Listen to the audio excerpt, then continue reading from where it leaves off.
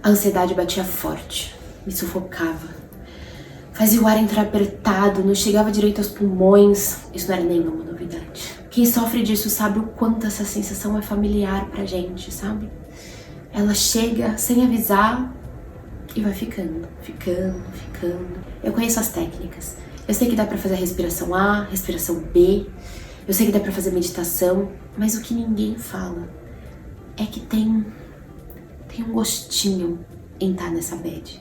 É bom no final das contas, sabe? O mais difícil é que eu era muito boa em disfarçar. Quem me olhava de fora, quem passava na minha mesa, achava que o meu sorriso vinha de dentro. Achava que tava tudo certo. Mas no final das contas era só uma máscara que eu colocava pra ninguém chegar e me perguntar se tava tudo bem. Porque por dentro, tudo que eu sentia era a certeza de que eu era incapaz de lidar com aquilo, mesmo que fosse um simples e-mail. Eu sou a Lari e você tá no Conversa Chá.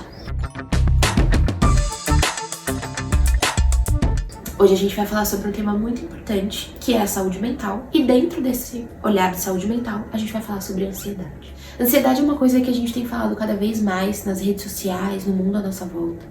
E às vezes eu fico me perguntando se a gente tá banalizando a ansiedade ou se a gente tá conseguindo dar visibilidade para aquilo que todo mundo sentia e não conseguia nomear. Eu não sei se a gente vai chegar a uma conclusão ao final desse vídeo, eu nem tenho essa pretensão, mas eu acho que vai fazer a gente refletir um pouco, sabe? A primeira vez que eu entrei em contato com a ansiedade, que eu consegui dar nome pra ansiedade, foi depois do término do meu namoro, do meu primeiro namoro. E se você não sabe do que eu tô falando, volta lá no primeiro vídeo do canal. Ele contextualiza e conta bastante de como foi tudo isso. Mas a primeira vez que eu entrei em contato, então, foi ao término do meu namoro. Quando a gente terminou, eu fiquei morando na casa que a gente morava juntos.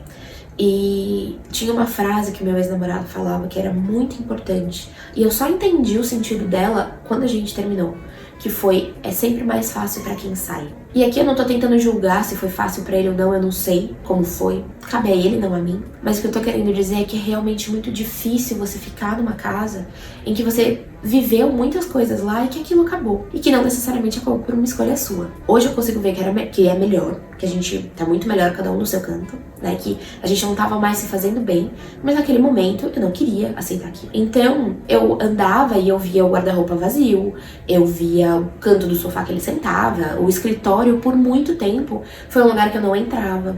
E tem até uma história que é um pouco engraçada, trágica e engraçada ao mesmo tempo. É que no corredor da sala do meu antigo apartamento, eu colei com aquela fita, não vou falar o nome, que eu penso pra não fazer propaganda, sem receber, né, meu publizinho. Mas aquelas fitas dupla face, de colocar objeto na parede, e ela era muito forte, gente. E era uma foto de nós dois, uma foto muito linda, por sinal. E ela era muito forte, a ponto de eu ter tentado tirar e saiu uma parte da parede. Aí eu desisti e deixei ali de volta. E muito me apoiando nesse processo de reconstrução, o meu atual namorado, ele me deu um quadro lindo de uma foto minha, com o meu corpo mais exposto, de um ensaio fotográfico que eu fiz. Isso me ajudou a poder tirar aquela foto, deixar o rombo na parede e colocar um quadro maior que cobrisse aquele rombo. E eu falo que é muito simbólico porque o rombo que ficou na parede ficou em mim por muito tempo, até que eu consegui me reconstruir e colocar uma Larissa nova no lugar. Isso não tem a ver com um novo relacionamento, mas sim com a nova construção que eu fiz de Larissa, de quem eu era.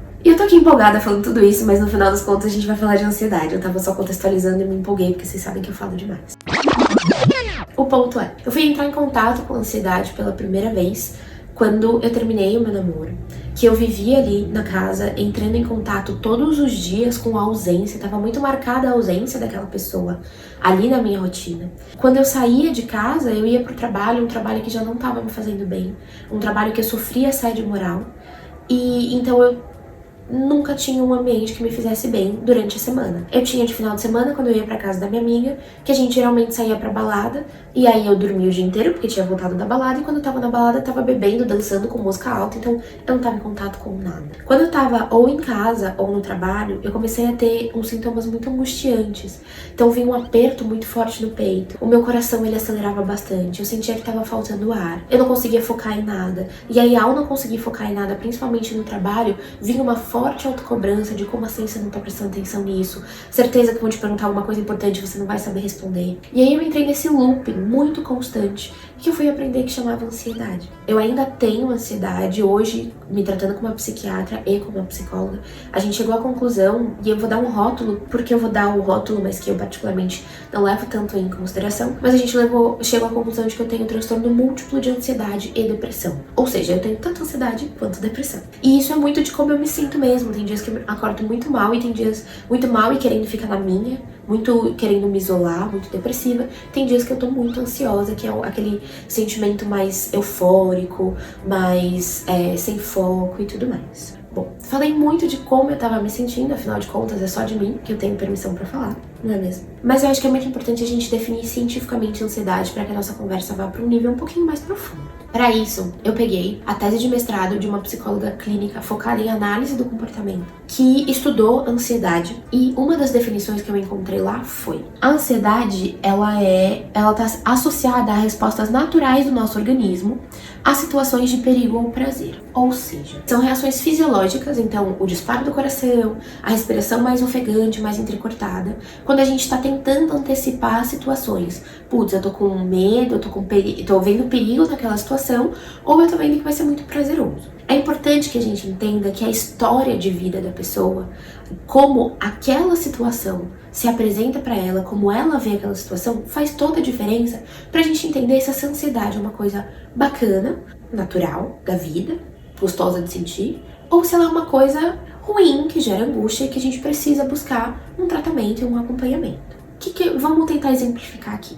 Por exemplo, passeio na escola. Se uma criança tem um passeio na escola e na véspera desse passeio ela fica muito eufórica, ela não consegue dormir, ou ela faz xixi na cama, ou ela tem febre, a gente pode dizer que ela tá ansiosa pro passeio na escola. Agora, a gente só vai saber se o passeio vai ser uma coisa boa ou ruim quando a gente olhar aquele indivíduo em específico. E a gente entender, putz, na escola é um ambiente que essa criança se sente segura?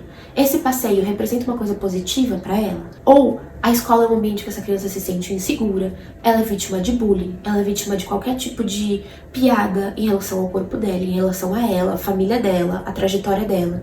E no passeio ela vai se sentir mais desamparada ainda, porque ela vai estar num ambiente novo, no qual ela não se sente confortável. Entende que a gente tá falando de criança, de passeio e do sentimento de ansiedade. Mas cada criança, cada indivíduo vai lidar com a situação de uma maneira. Então, quando eu disse que eu sofri assédio moral no meu trabalho, por exemplo, muita gente pode dizer, putz, aquilo lá, aquela cena que você viveu, é meu dia a dia, pelo amor de Deus. E muita gente pode dizer, putz, muito antes disso eu já teria pedido demissão, por exemplo. É importante a gente pensar sobre tudo isso pra gente entender que sofrimento não é uma coisa que a gente compara e não é uma coisa que a gente julga.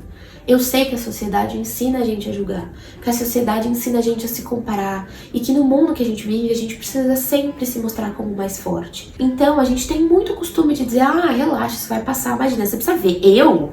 E aí a gente conta a nossa história. Mas é muito importante que a gente mude o olhar, já que a gente tá aqui disposta a pensar numa nova forma de ver o mundo, de se colocar no mundo com mais empatia, com mais afeto, olhar para o sofrimento do outro com cuidado é fundamental. Então, sofrimento a gente não compara, a gente legitima. Se a pessoa tá te contando que ela sofreu, aquilo é legítimo. E a gente vai acolher de alguma maneira, dentro dos nossos limites, mas a gente vai dar acolhimento para aquela pessoa. Bom, falamos da ansiedade, falamos do que ela significa, falamos como ela pode se manifestar, falamos o quanto é importante a gente aprender a diferenciar que para cada indivíduo, para cada pessoa, ela pode ser positiva ou negativa, por isso é importante a gente ter uma escuta muito atenta, um olhar muito empático para entender o sofrimento daquela pessoa sem tentar mensurar, sem tentar comparar sofrimento. Sofrimento é sofrimento e quem tá vivendo sabe como é. E acho muito importante a gente pensar nas formas de tratamento quando a gente tá falando da ansiedade negativa. Quando ela começa a demandar energia, quando ela começa a paralisar a gente, quando ela começa a trazer um olhar de insegurança, de se sentir incapaz, como eu disse no começo do vídeo, isso é importante que a gente olhe com cuidado. E aí o primeiro cuidado que a gente precisa ter é buscar uma psicoterapia. Por quê? Mas eu tenho tantos amigos, a gente toma cerveja toda semana. Ótimo. Mas eu não tô falando de tomar cerveja. Eu não tô falando de conversar com seus amigos. Ter alguém, um profissional, que atue com psicologia vai te permitir ter um olhar diferente, um olhar imparcial, um olhar de quem estudou para cuidar daquilo, para entender, para te ajudar a entender aquilo que você está falando e pensar em maneiras de lidar, seja buscando ferramentas para você lidar no dia a dia, seja buscando entender aquilo que aconteceu, para que a gente consiga cada vez mais identificar o que a gente chama de gatilho, que são as coisas que te fazem se sentir daquela maneira, e conseguir tratando para que você não se sinta mais assim ao longo de um grande período de tempo. A gente não tá falando de 1 ou 2 sessões. Terapia é uma coisa que também é um processo, é uma construção. Então não adianta a gente querer que em 1 ou 2 sessões o seu problema esteja resolvido assim, porque não funciona desse jeito. E se você sentir que tá assim, tem alguma coisa errada. Problemas profundos de ansiedade não se resolvem em 2 sessões, que significa 2 horas da sua vida cuidando de uma coisa que tá te atormentando há tanto tempo. É muito importante a gente olhar para isso. Além da terapia, é bacana que, junto com o seu psicoterapeuta, você entenda se é necessária a intervenção de um psiquiatra. Psiquiatra é médico, psicoterapeuta é psicólogo. Psicoterapeuta e psicólogo são sinônimos aqui. Psiquiatra é médico. Tem uma outra formação, um outro caminho. Um não é melhor que o outro, eles são completamente diferentes. O psicólogo vai conversar com você, vai entender através da fala, de mecanismos, de manejos, como atuar com a ansiedade. E o psiquiatra ou a psiquiatra vai olhar se existe necessidade fisiológica de trazer medicamentos, por exemplo. Ele vai entender junto com você se existe a necessidade fisiológica de inserir substâncias, medicamentos, química, para regularizar o seu corpo em relação à ansiedade. Não significa que se você está fazendo terapia não precisa de um, ou se você está fazendo acompanhamento psiquiátrico não precisa do outro. É importante entender junto com os profissionais que te acompanham qual é a sua necessidade naquele momento. E outra coisa, que aí sim entram aqueles amigos com quem você toma cerveja, com quem você consegue falar, ou perto de quem você se sente bem, é muito importante que você vá formando uma rede de suporte, para que fora da situação do consultório, você esteja cercado de pessoas que te fortalecem e que te amparam para que você saia das situações de ansiedade. É muito importante a gente ter o acompanhamento psiquiátrico, porque pessoas ansiosas tendem a sobrecarregar quem está ao redor delas. Porque a gente, quando está ansioso, a gente demanda muito. Eu, por exemplo, entendi que uma coisa que me faz muito bem quando eu tô tendo uma crise de ansiedade é ser apertada bem forte e ter o meu peito aqui pressionado.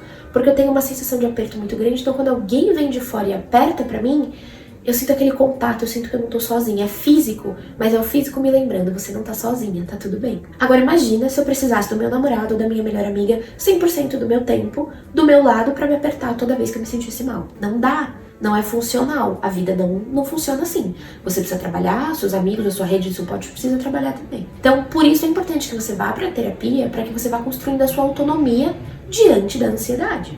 Para que você vá conseguindo entender, mesmo que você continue usando o suporte dos seus amigos, a sua rede de apoio, que é quem vai estar lá do seu lado, te segurando firme e forte. Tá tudo bem. Uma coisa é complementar a outra, elas não são excludentes. Esse tema é mega importante e acho que ele nunca morre. A ideia aqui é que a gente consiga cada vez mais identificar do que a gente está falando, o que é ansiedade, o que são as questões de saúde mental, como elas acontecem no nosso dia a dia, elas aparecem sem a gente nem notar, quais são os sintomas que eu senti, e compartilhem também aqueles que vocês sentem, se vocês já nomeiam, ou se vocês não nomeiam, mas vocês estão, putz, estou me identificando com isso aqui, vamos conversar um pouco, se vocês se sentirem confortáveis, é claro, para que a gente consiga cada vez mais olhar com muito cuidado para a saúde mental. Saúde mental foi uma coisa muito negligenciada nas últimas gerações. Os nossos pais, os nossos avós, eles não tinham acesso a isso, o mundo não dava valor a isso, por 1 milhão de razões que não vem ao caso agora.